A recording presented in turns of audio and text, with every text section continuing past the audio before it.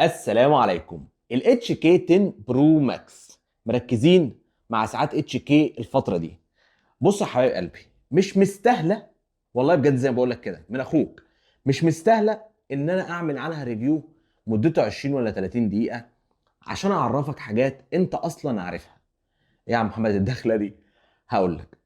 زيها زي اي ساعة من HK نزلت في خلال السنتين اللي فاتوا، بتشتغل بسيستم الوير فيت برو مع اختلافات بسيطة.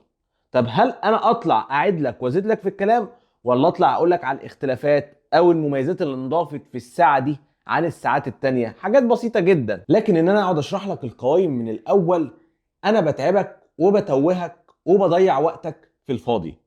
فخلينا مع بعض نبدا نتكلم عن الحاجات المهمه، الحاجات اللي انضافت في الساعه دي. هي ساعه لسه نازله جديده، تحديث جديد لساعه اتش كي.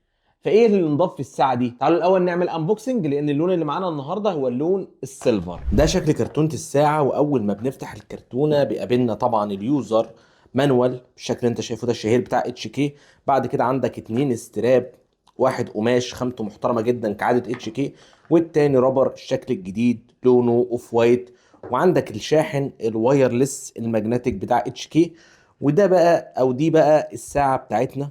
طبعا نفس خلفيه يا جماعه، نفس تصميم السيريس 10 بالظبط، ونفس شكل السيريس 10 بالظبط.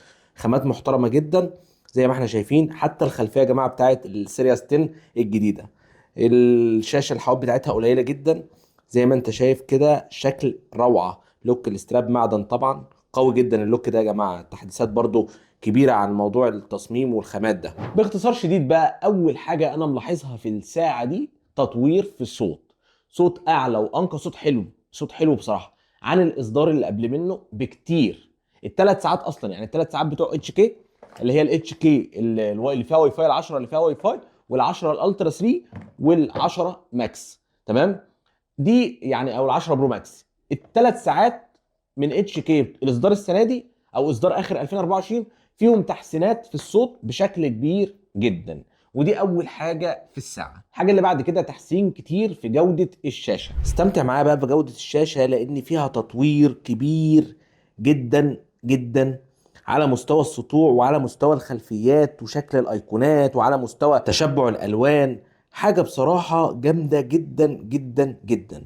شاشه سوبر اموليد بدقه مميزه قوي قوي، واضحه تحت الشمس وواضحه في كل الاوضاع.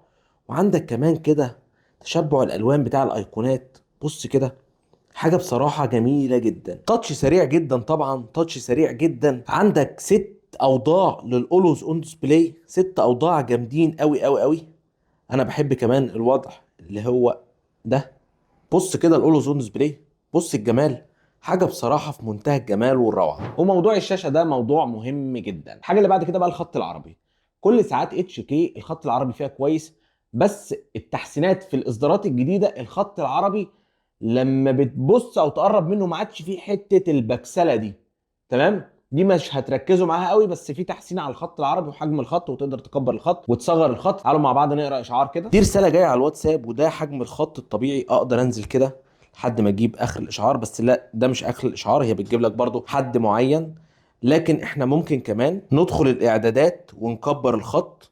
نرجع تاني بقى نبص على الاشعار كده بعد ما كبرنا الخط، الخط كبر معانا ازاي. دي برضو حاجه من الحاجات الحلوه جدا. من برضو الاختلافات بينها وبين الاصدارات اللي فاتت ان في تحسينات في السوفت وير على الشكل الجمالي بتاع الساعه. وتعالوا نتكلم في الموضوع ده كده ونشوف ثلاث اربع حاجات كده فيهم تحسينات. مثلا لو بنسحب من تحت كده وبنلف السكرول كان بيقف هنا، لكن لو لفيت تاني بيجي مدخلك على التطبيقات.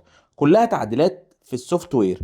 عندك كمان لما كنا بندوس ضغطتين هنا عشان نغير القوائم كانت بتتغير على طول، لكن هنا جاب لك شويه تغييرات كده تختار منها. برضو ده حاجه من الحاجات او من الاشكال الجماليه، زي مثلا الايقونات والشكل ده. بص كده، بص كده، دي برضو حاجة جديدة خالص. تطوير في السوفت وير من ناحية السمات والشكل. برضو موضوع الخلفيات التفاعلية ده.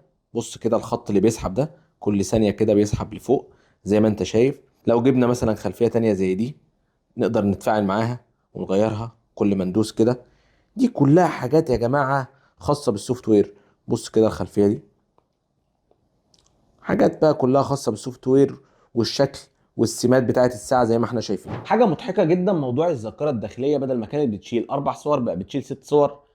في حين ان هم شايفين الدي تي بتشيل بال 15 وال 20 صوره، وفي ساعات بتشيل صور كتير جدا، وفيها ذاكره داخليه 32 جيجا. هنا رفع لك مثلا ما اعرفش الذاكره الداخليه من جيجا لجيجا وربع، ما اعرفش مش يعني ايه، كنت بتشيل 4 صور في اصدار السنه اللي فاتت، السنه دي بتخليها لي تشيل 6 صور. ايه الحلو في كده؟ يعني انت رفعت الذاكره الداخليه قد ايه؟ يعني انا مش شايف الموضوع ده ميزه بصراحه. تسجل عليها ريكوردات طبعا، تقدر تربط عليها الايربودز، تقدر تبعت عليها ملفات صوتيه وتسمعها من الايربودز المباشر من غير ما تربطها بالموبايل. دي كلها تحسينات جديده. موضوع الاسماء بتشيل معاك لحد 100 اسم.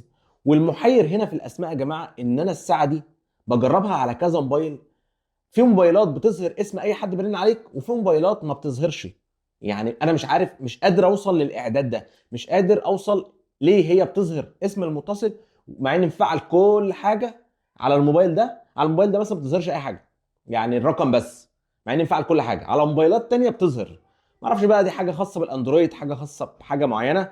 برضو دي حاجه قلت اقولها لكم عشان في ناس بتاخدها مني وتقول لي بتظهر، وفي ناس بتاخدها بتقول لي ما بتظهرش. برضو دي حاجه مش فاهمها قوي، قلت اقول لكم عليها يمكن حد مر بالتجربه دي قبلي. ساعه ضد الميه الاستخدام الخفيف، ما انصحكش انك تتوضى بيها، ما انصحكش انك تستحمى بيها، ما انصحكش انك تسيبها في ميه لمده اكتر من 10 ثواني ولا 15 ثانيه وتشغل المجفف او تنظفها بمنديل، هي فيها مجفف جواها. بصوا يا جماعه، انا كنت عملت تجربه مجنونه لموضوع الميه ده، وكنت حاطط قلب على ايدي طبعا. رميت ال3 ساعات بتوع اتش كي في الميه ال10 ثواني كده وشلتهم تاني. هتظهر جنبي هنا على الشاشه. بقى لي 3 ايام من التجربه دي والساعات شغاله معايا زي الفل الحمد لله. ففيها برضو معيار مقاومه الميه بس مش لضغط الميه، عشان اكون صريح معاك. تصدقني بقى لو قلت لك هي دي بس الاختلافات الموجوده في الاتش كي 10 برو ماكس. وبوجه رساله شركه اتش كي، المستهلك عايز يشوف حاجه واو. الساعه دي تي لما نزلت، بغض النظر ان فيها عيوب بسيطه، بس لما نزلت كسرت الدنيا عشان فعلا فيها قيمه، فيها اضافات، وهي شبيهه برضه للسيريس 10. اتمنى كنت تعمل لي اضافات زي الاضافه اللي انت ضفتها في الساعه الاتش كي 10 الترا 3، الواي فاي. حاجه زي موضوع الواي فاي ده بقى حاجه كويسه جدا، وكان المفروض تضيف لها ذاكره داخليه اكبر عشان اقدر استمتع بمميزات اكتر. بس يا جماعه انا كده وضحت لك اهم حاجه، اهم حاجه مش ما تدورش كتير، هي دي الحاجات اللي انضافت. السوفت وير زيه زي اي ساعه اتش كي نزلت السنه 2024. اشوفكم في فيديو جديد. ما تنساش تشترك في القناه لو عجبك المحتوى، وتعمل لايك للفيديو ده عشان تساعدنا ان هو ينتشر ويوصل لاكبر عدد من الناس. والسلام عليكم ورحمه الله وبركاته.